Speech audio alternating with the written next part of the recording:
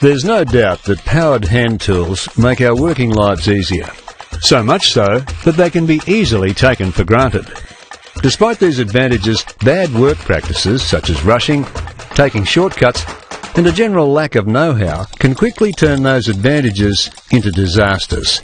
Eye injuries, shocks, abrasions, lacerations, nerve damage, fractures, amputations, electrocution and even death are all possible by that one tiny mistake you could make during the operation of powered hand tools.